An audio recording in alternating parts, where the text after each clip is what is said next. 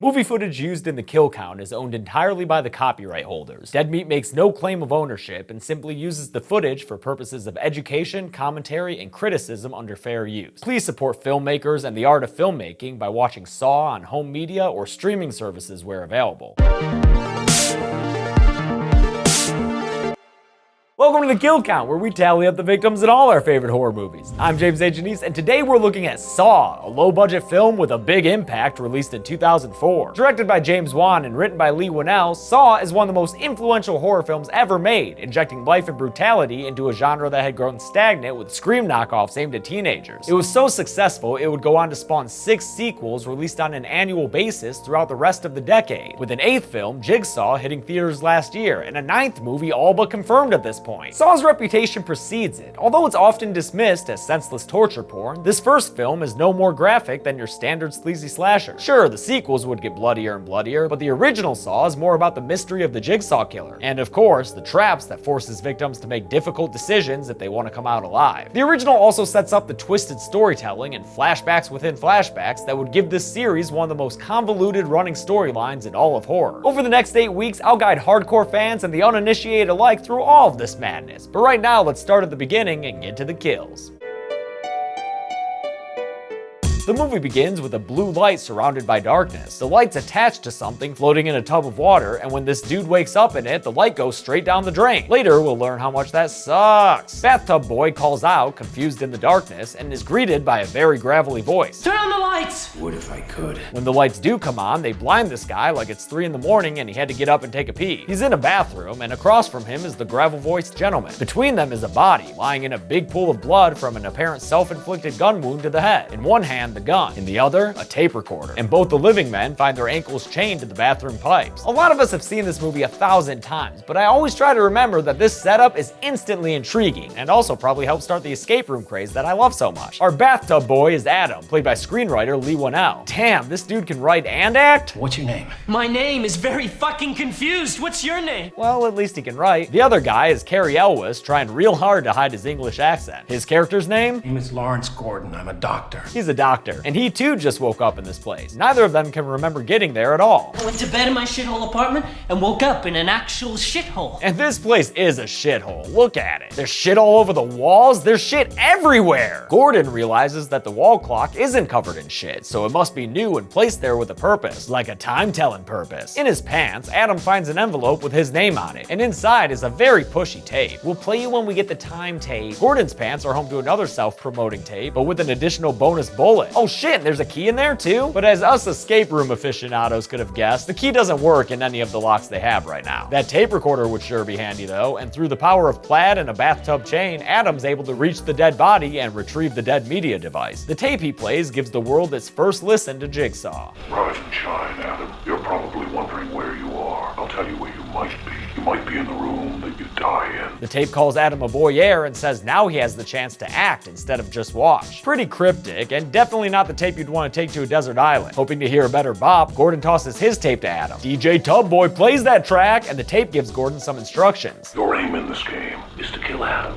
You have until 6 on the clock to do it. It also spills a bunch of other info, like how the dude in the room shot himself because he was super poisoned, that X marks the spot for treasure, and that if he doesn't kill Adam by 6, then Gordon's wife and daughter will die, and he'll be left in this room to rot. Let the game begin. Oh.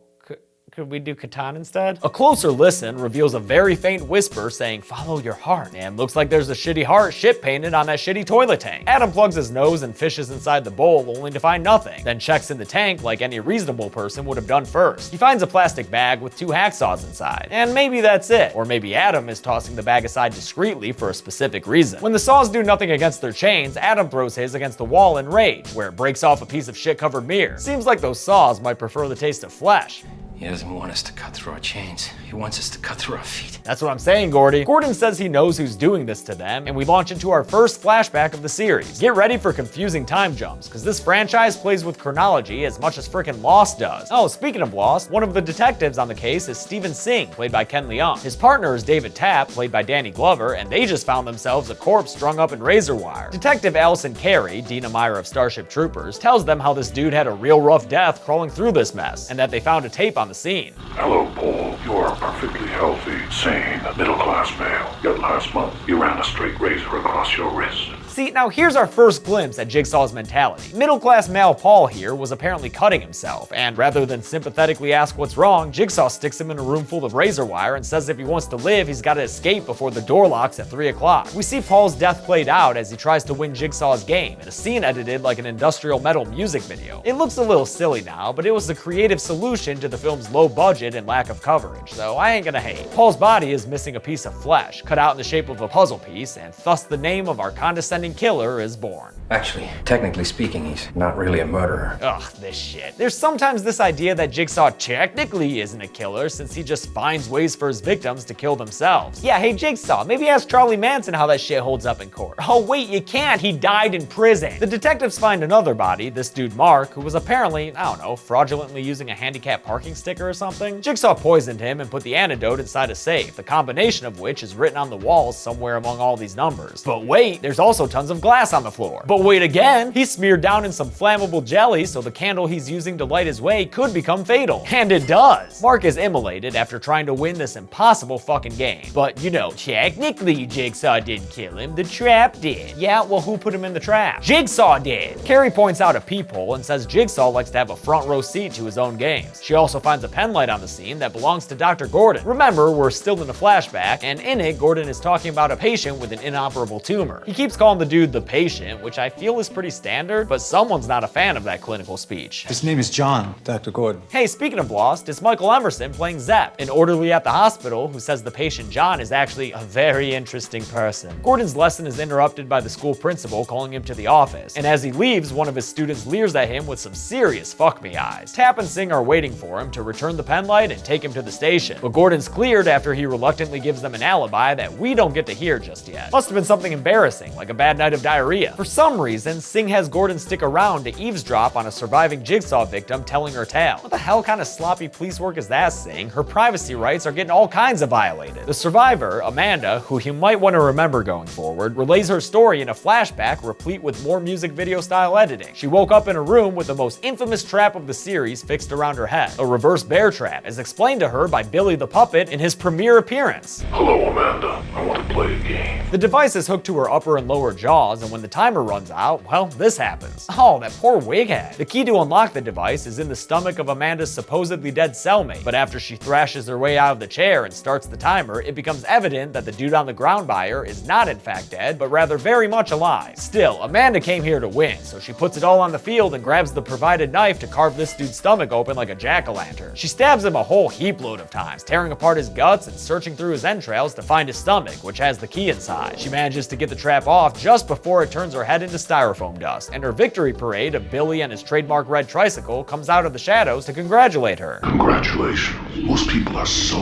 ungrateful to be alive, but not you. Not anymore. Good job, Amanda. You won gratitude? Tap mentions that she was a drug addict, which, again, pretty harsh rehab treatment there, Jigsaw. But I guess in her case, it worked. He helped me. Back in the shit bathroom, Adam discovers the mirror glass that broke off is two-way, and when he busts out the remaining glass, they find a camera in the medicine cabinet. Unbeknownst to either bathroom boy, on the other side of the camera is someone watching them with a taunting voice. I can see you.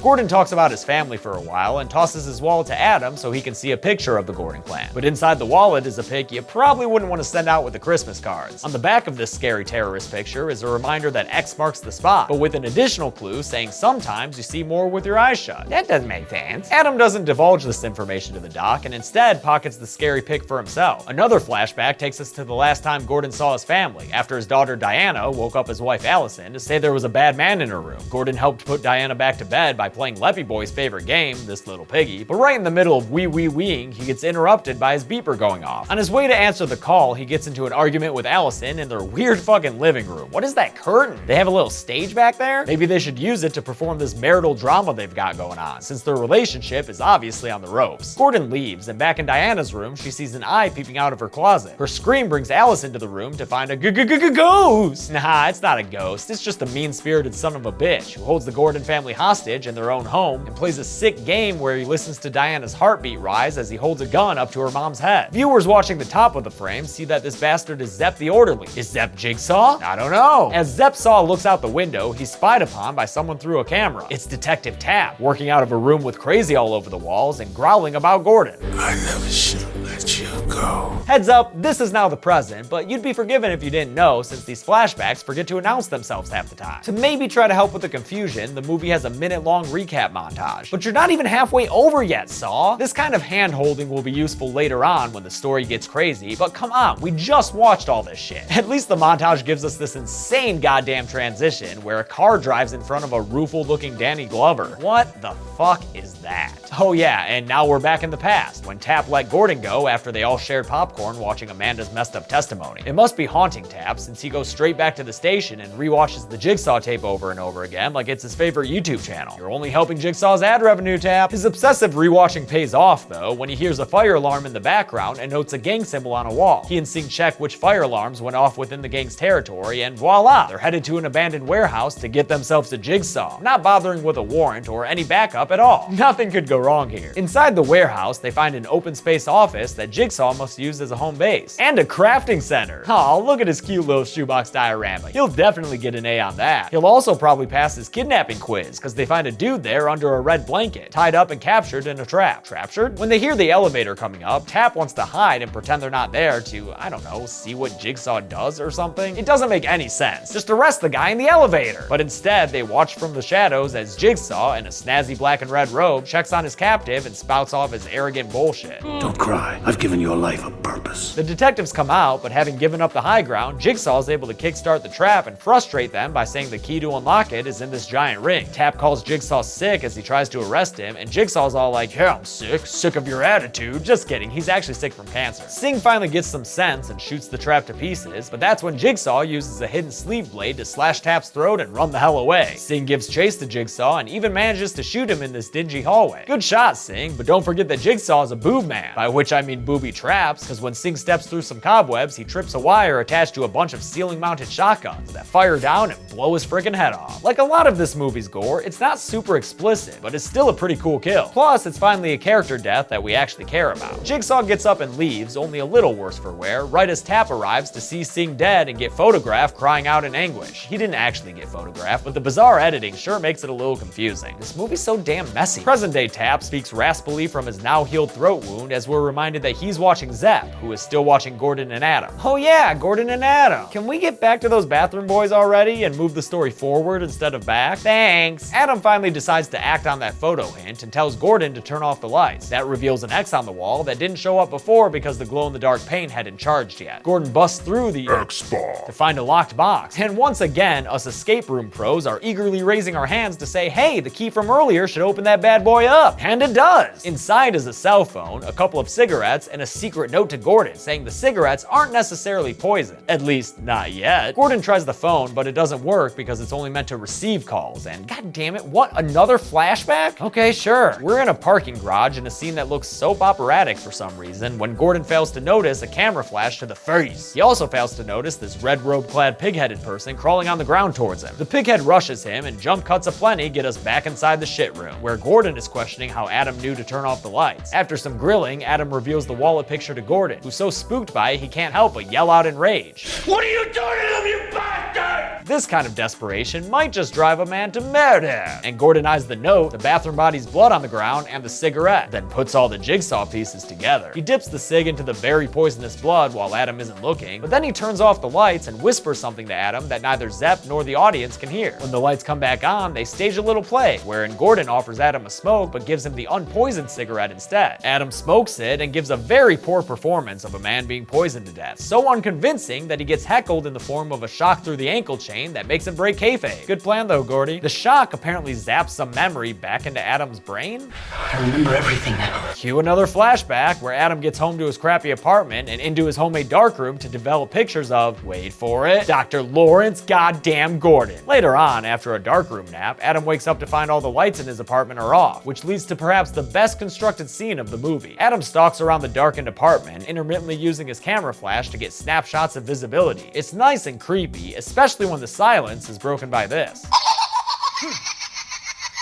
That laugh belongs to Bill E. Puppet, who's lounging on a lazy boy. Adam takes a bat to Billy and beats that puppet! But he should probably be more concerned about the pig head in the closet, and that's how Adam wound up in the shit room. Gordon gets a call on the cell phone from his tearful daughter saying, "Yo, you fucked up not getting that bad man out my room, Pops." Allison takes the line next and tells Gordon that Adam lied to him and knows him. But then the line goes dead. Gordon demands to know who Adam is, and he responds sounding like a real guilty little boy. You know who I am. That line delivery is the scariest thing in the movie so far. In response to being called a liar, Adam throws it back at Gordon and says, "No, you." And we flash back again to that soap opera parking garage where we see Adam is responsible for the earlier seen face flash. Cool. Then we see what else was in that plastic bag from the toilet tank. Adam's pictures of Gordon that he's been collecting for days, since he gets paid to track rich dudes having affairs. Affairs like the one Gordon almost had with that thirsty grad student in a seedy hotel room. That's right, I said almost, since he stops it before anything happens. When he leaves, he goes, "Oh my god, back to that parking garage for the third time in like 10 minutes? Yeah, Saw, we know, there's a camera flash." Gordon questions Adam about who paid him to take pictures, and it turns out to be none other than Detective David Tapp. Damn, Tapp, aren't you getting too old for this shit? Gordon tells Adam all about Tapp in another montage wherein Cary Elwes kind of slips into his English accent when he says the word murders. He convinced himself that I must have somehow been involved with the murders. Haha, that's fun. We're having fun here. Right, guys? Adam sees a picture he didn't take and shows it to Gordon, who recognizes the person looking out a dirty old window. "It's a Zepp in that picture, y'all." Whoa. Gordon starts yelling about how he's gonna pop that little pipsqueak. But time's up, Gordo. It's 6 o'clock and looks to me like Adam is still alive. Luckily, Allison is able to discreetly escape her ties before Zepp comes in to kill her. And when he calls Gordon up to tell him the bad news, Allison fights back and wrestles with Zepp over his gun. A few shots go off, which alerts Tapp across the street that shit's going down. Then Allison subdues Zepp with some scissors to the leg. Tapp breaks into the apartment and gets in a shootout with Zepp, during which Allison and Diana escape from the house and the series. Zepp smashes a vase over Tapp's head and runs off, saying he's gotta go run some errands and kill Dr. Gordon. Tapp recovers and chases him in the absolute worst car chase I've ever seen in a movie. It's just crazily edited shots of the two of them driving. Wow, this is real bad. Gordon doesn't realize his family got away because all he hears is OK Corral going down over the phone. So in order to escape and save them, he ties a shirt tourniquet around his leg, shirtiquet, and prepares to earn this movie its name. While there are a couple shots of him sawing at his ankle, most of the amputation is left to the imagination and shown through shots of a horrified Adam and a crazed Dr. Gordon. We never even see the end result. We just know he's done when he tosses the saw aside. Meanwhile, Tapp has chased Zepp down into some tunnels and manages to get him up against the wall. But Zepp escapes by slinking down and shooting Tapp, catching him in the chest and surprisingly killing him. This really is the end for Detective Tapp, who falls to the floor dead. Unsurprisingly, Danny Glover would be one of the few actors in the series who never returned for even so much as a flashback. Lawrence crawls his way over to the bathroom body and takes its gun, which he loads with Chekhov's bullet from the beginning of the movie. He's pale as a ghost as he apologetically tells Adam that he's gotta do what he's gotta do. You have to die. No, I want to live! I want to live! Sorry. He shoots his bathroom buddy to the ground and cries out that, come on, he did it, let him go now. But when Zepp shows up to the party, he tells Gordon it's too late. Them's the rules. He goes to shoot Gordon, but gets tripped to the ground by a still living Adam, who realizes that fists are too good for Zeppy boy. So he grabs the toilet tank lid and beats Zepp's head to a bloody pulp with it. Once again, it's not that explicit, the entire thing being shown through low angle shots of Adam, but Lee Winnell sells it and the kill ends nicely with the tank lid breaking. Gordon crawls over to Adam and tries to offer some comfort. I have to go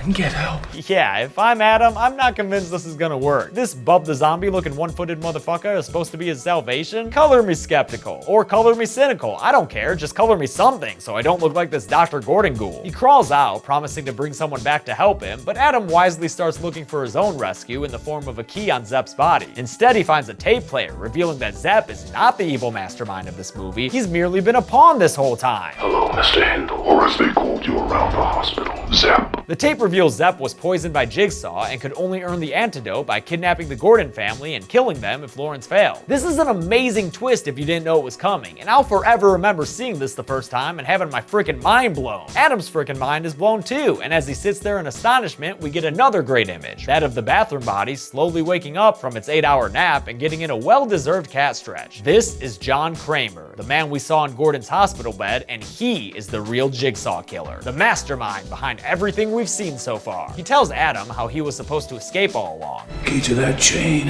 is in the bathtub. But that's pretty shitty, John. Adam didn't even have a chance to retrieve that thing. After a crazy quick montage showing many of this movie's moments, Jigsaw turns off the lights and delivers the most amazing final words of a horror movie I've ever seen. Game over. Fuck yes. Adam was left screaming in the dark, but he doesn't go on this kill count. You're just gonna have to trust me during this series. Plenty of other people did wind up on the count though, so let's see how many at the numbers.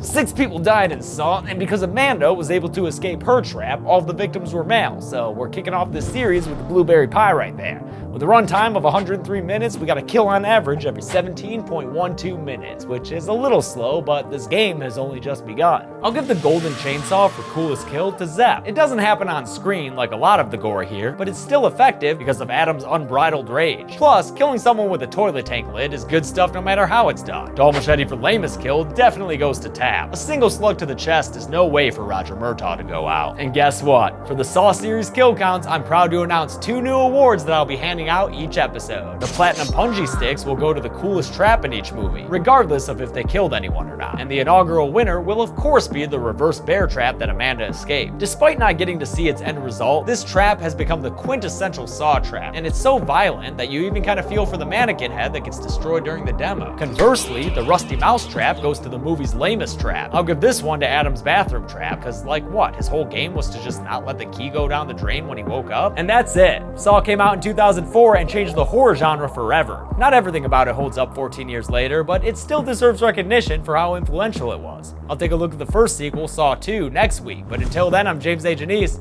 This has been the Kill Count. Thanks a lot for watching today's Kill Count. New series, new set. How do you like it? I have some more Saw props coming in the mail that didn't arrive in time, but don't worry, next time you see this background, it's gonna be even fancier. It's a work in progress, this whole thing. I've had a crazy couple of weeks with Monsterpalooza and taxes and preparing for Texas Frightmare coming up, but you'll get that Monsterpalooza video soon, next week. And be good people.